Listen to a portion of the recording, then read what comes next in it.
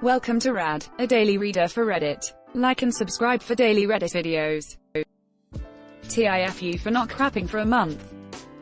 Obligatory, this didn't actually happen today, etc. So when I was 14 I got into a huge fight with my mother and she sent me to live with my aunt and uncle. It was an incredibly stressful event, and combined with my innate shyness about pooping anywhere but at home. At first I didn't notice that I wasn't pooping. After about 2 weeks I began to feel awful and tried, without success, to crap. It had built up so much that I think it was impacted. To top it off, my aunt and uncle were weird about bathroom stuff, partly due to having one bathroom in a household of 5 people. And twice while trying to force it they knocked on the door and asked what was taking so long, which made the whole thing worse. I didn't tell anyone, partly out of embarrassment and partly out of fear of getting in trouble. They were strict and I did get in trouble for random things. Another very uncomfortable 2 weeks passed, until one day, a month to the day that I had first arrived and the last time I had pooped. I was sent out to rake some leaves and I was just in total agony. I went back inside and told my aunt what was going on. She was thankfully very understanding, although incredulous that I had waited so long to tell her, and told me she'd had poop issues her whole life. She went out and got me laxatives, suppositories and a fleet enema and showed me how to use it. At this point I was in so much pain and just sweating bullets and dying for relief. The remedies barely helped matters. But in an hour or so I hopped on the toilet and tried to make things happen. I put both hands on the walls and pushed with all my force. Knees up to my chin, straining with all my might. I've since given birth and I pushed harder during this crap than I did pushing out my son. It hurt so bad and I felt I was straining every muscle in my body to avoid this beast. After 10 or so horrifying minutes I still wasn't having any luck, and I began wondering if I should ask to go to the hospital. But the idea of a doctor digging crap out of my butthole way just too much to bear. So I pressed on. After 15 to 20 agonizing minutes, grunting and straining and thrashing and pleading with my butt to cooperate.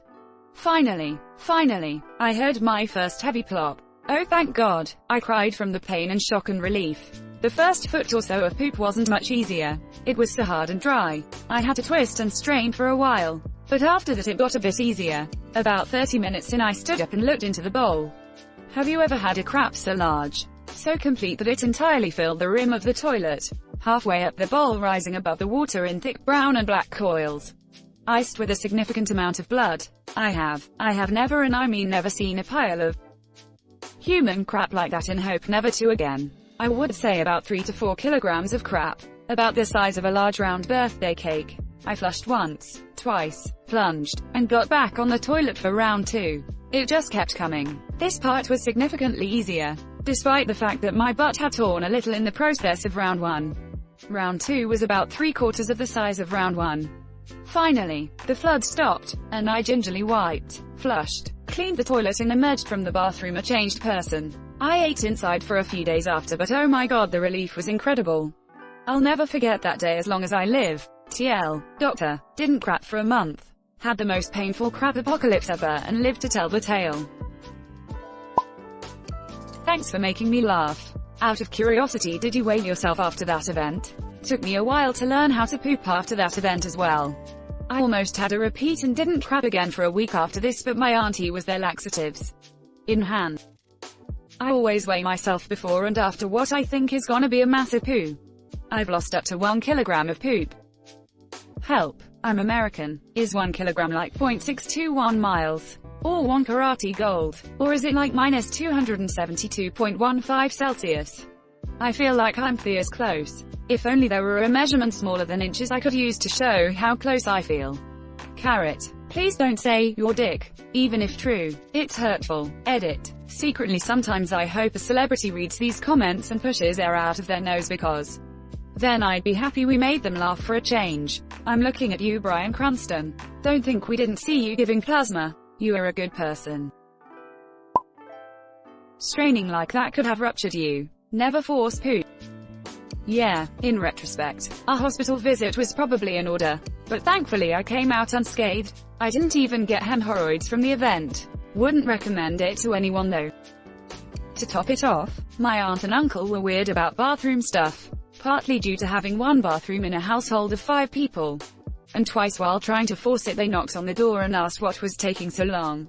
Which made the whole thing worse. Story of my life. Figured out any pro tips for shy pooping while others are around? Congrats on your monster turd. By the way, edit. Whoa, I did not expect to get so much quality advice on how to shy crap. Thanks for the love all. My primary psychological stopper is farting loudly and taking ages. I hate feeling incomplete evacuation. Just don't make eye contact. Pretend they aren't there. They don't want it to go on any longer than you do. Doing this makes it easier for them too. Also maybe find a quiet corner and construct some sort of barrier from nearby furniture. Newspapers might be an idea too. Thanks. I guess I am rather proud of it. Not to sound flippant, but not living with people who are weird about how much time you spend in their bathroom helps. I have become less poop shy over the years though, and if your issue is just feeling weird about doing it in places other than home, then my hot tip is to simply at least try if you get the urge. And tell yourself it's a perfectly normal, healthy, non-embarrassing thing that every person does because it is. And remember, everyone craps. Even the Queen of England. And Wolf from Gladiators. I had my wisdom teeth extracted a week and a half apart for each side. That resulted in me being on painkillers for a good 2.5 weeks. I didn't take a crap the entire time. And this dose just made me relive the experience. You had it worse. I didn't go a whole month. I can't freaking imagine. I remember lying with my head on the floor, butt up in the bathroom, gurgling enema oil into my butthole. I was staring at the stick figure on the box. He was butt up on the bathroom floor as well. It was goddamn pitiful.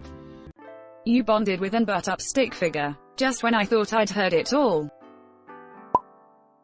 I have problems pooping when I change environment. I remember after I started my army service, I hadn't pooped for 15 days. Then one day, doing my turn in the sentry box all alone, it came, and it came like a hurricane. I couldn't stop it even if I wanted to. I throw the gun in the planes, get my pants off as fast as I could and then hit it hard.